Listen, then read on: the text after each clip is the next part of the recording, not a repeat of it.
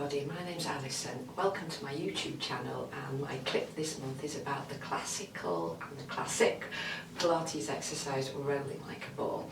So I'm going to explain what it's for, how to set up and do it well, and at the end I'll give you a few tips if you struggle with it. The purposes of rolling like a ball, well, it's really full forward bending of the spine, but done with precision and control. And that last bit, the precision and control, the devil's in the detail there. The thing about this full forward bending, it's more useful than it might sound, because in our daily lives we have a habit of bending our spines unequally, and we kind of bend, if you think about sometimes as head forward position for instance, we bend some bits of our spine more than others, and teaching the body to distribute the load evenly is a really important thing. The other benefit of rolling like a ball, dare I say it, it's rather fun. It can seem, it's got a serious intention, but the kind of dynamic rolling nature is quite frivolous and enjoyable. If that doesn't come to mind, if you think absolutely not, then maybe this clip is for you. So, how to set up and how to do rolling like a ball? Well, I would start by practicing the flexion, and what better way of doing that than the up cat of the cat-cow exercise. I'm going to put a clip of that on the end of this one. And it's an easier way to flex, but the thing that I think is particularly useful and pertains to rolling like a ball is getting the sense that the turning of the pelvis is the thing that generates the up cat. It's so tempting to use the head, but you need for rolling like a ball, and actually for cat stress, this sense of, there's the base of my spine, the tailbone and the sacrum, here are my sit bones down, tailbone down, and up you come into up cat. I'm not going to do more cat stretches, but that's a jolly useful assist for rolling like a ball. Next thing is, immediately before every rolling like a ball, I do again that tilt, but in the seated position. So if it helps you, this visual metaphor, you're making a capital I, capital J, capital C. So the I is sitting tall on your sit bones. If you're a little bit tight at the back, you might not quite manage to be fully on the sit bones, and you can still do the exercise if you start from, say, here as opposed to here. So anyway, that's my capital I. Capital J, I'm going to turn my pelvis, I'm going to send my sit bones and the pelvis forwards. Then I'm going to keep going. The base of the spine, the lower back, the mid back, the upper back goes into the capital C shape. I finish with my head neck, and then the pelvis brings me back up.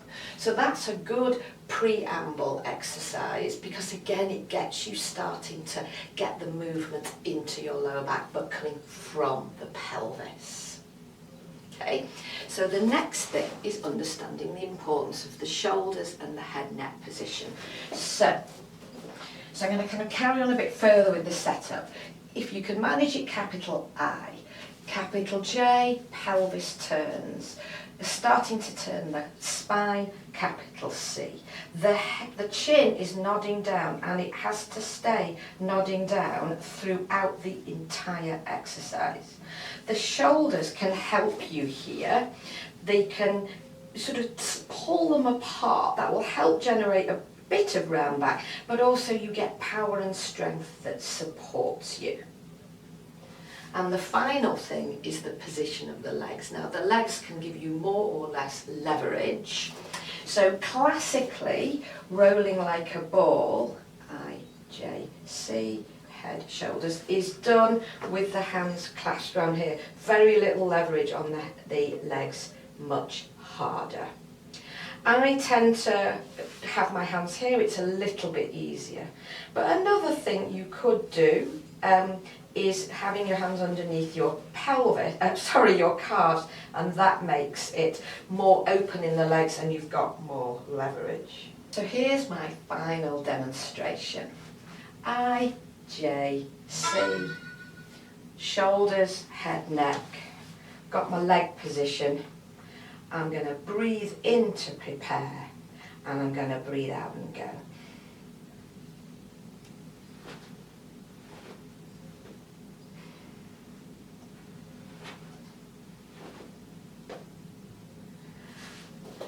Now, let's have a little bit of troubleshooting. So the first thing, forgetting to breathe. Well, we've all done that, right?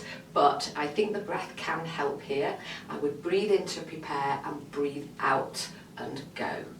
It's not existential if you get the breathing the wrong way around, but flexion, forward bending of the spine is associated with an out breath, so you can marry the two. That's the first thing. Number two. Is it still feeling too hard? Do you end up collapsing on the floor and not being able to get back up? This is when it ceases to be frivolous and just frustrating, isn't it? Well, one option, you consider the leverage of the legs and think, do you need to be this more open position? And that can often make it easier. The other thing is you put your hands on the floor and do it. So still IJC, and use your hands like that.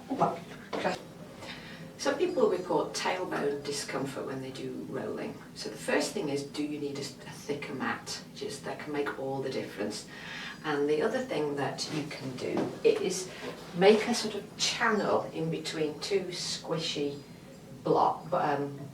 pads or cushions like that, and sit yourself and roll in between the channel, and that can really help.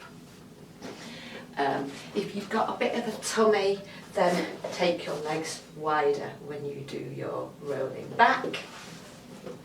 Do you get neck ache? Sometimes that's a thing.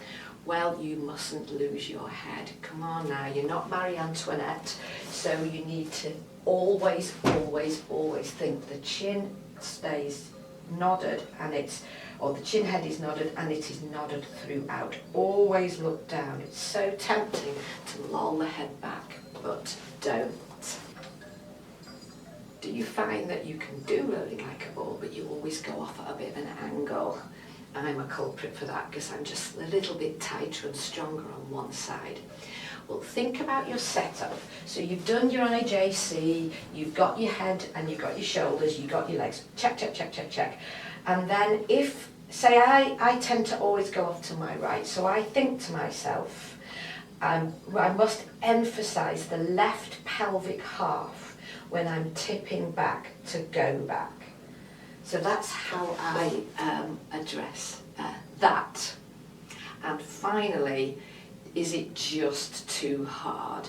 Well, if you're in a class or you're following someone online when they're doing it, I always suggest either practice the IJC on its own, and if you make that big enough, it becomes roll-up prep, and that's a lovely exercise to do on its own.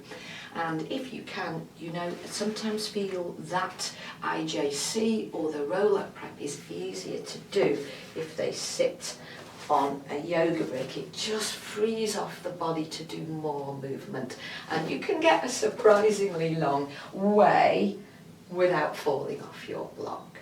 So there you have it, the classic rolling like a ball. It's a lovely exercise, but I'm done, so cheerio. Hi there. I do hope you found this clip useful. We've got plenty more on the site, and for now I've suggested another one for you to watch.